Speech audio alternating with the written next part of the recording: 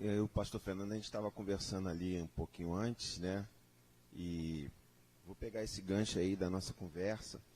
E eu estava falando com ele que eu caminho com aqueles que pensam que há uma ação deliberada do Espírito Santo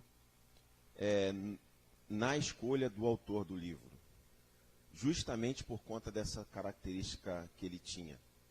Não só uma inspiração, né, e sobre uma análise teológica, mas acadêmica. O texto de Atos é um gênio literário que era muito difundido na antiguidade.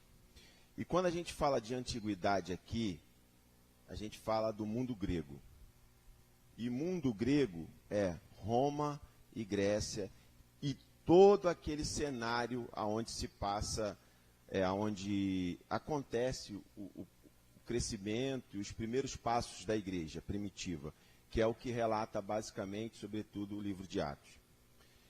E aí, estava falando com o pastor Fernando, eu vejo a mão do Espírito Santo deliberada nisso. Porque ele pega um autor, ele escolhe um autor, o Espírito Santo, que tem esse gênero, porque era de interesse do Espírito Santo que o mundo grego fosse alcançado, os gentios fossem alcançados. Vocês devem ter estudado aí no ensino médio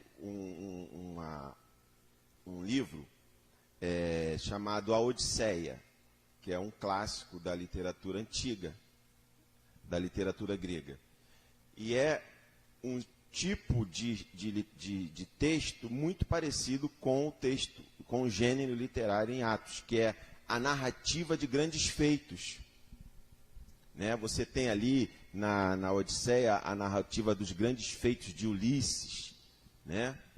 E o que o autor aqui, e há bastante gente que concorda que o autor seja Lucas, o que ele faz? Ele relata os grandes feitos do Espírito Santo a partir da igreja primitiva. Então, eu vejo isso no autor de Atos e vejo isso também em Paulo.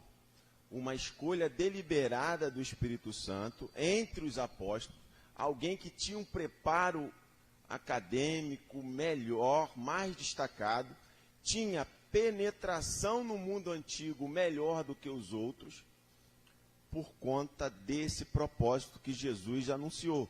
Ide por todo o mundo e pregai o evangelho a toda criatura. Essa ação, para mim, é muito clara, porque é prática, é pragmática, ela facilita se alcançar o objetivo. Por exemplo, se você tem um chamado missionário, Deus te chamou para o campo missionário fora do país. E nesse chamado você viu claramente Deus te chamando, por exemplo, para ser missionário na África do Sul. A África do Sul tem como uma das suas línguas principais o inglês. É óbvio, vai facilitar o desenvolvimento da sua obra você estudar o inglês. Concordam? Se você conhecer a língua inglesa, você vai poder levar a mensagem de Jesus de maneira mais clara, mais fácil naquele país. Entendem? Aceitação. Você vai para um curso de missões e lá você vai aprender a cultura daquele país para onde você vai. Para você, aprendendo a cultura, você ser mais aceito pelas aquelas pessoas e ter mais facilidade de apresentar o evangelho.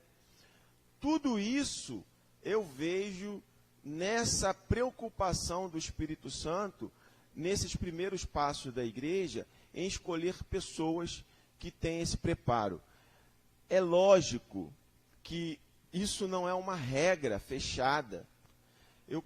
Então, é lógico que há essas exceções, mas, como eu estava falando com o pastor Fernando, a Bíblia diz que o Espírito está sujeito ao profeta. Então, Deus vai te usar à medida do seu preparo. Ele vai te levar a lugares a te entregar responsabilidades no reino à medida do que você se preparou para isso. Então eu vejo que não há, eu acho que é as duas coisas e foi decisão do Espírito Santo de ter uma pessoa que tem essa preocupação com o relato histórico e também essa questão da espiritualidade do texto, né? O texto é um texto muito espiritualizado, né?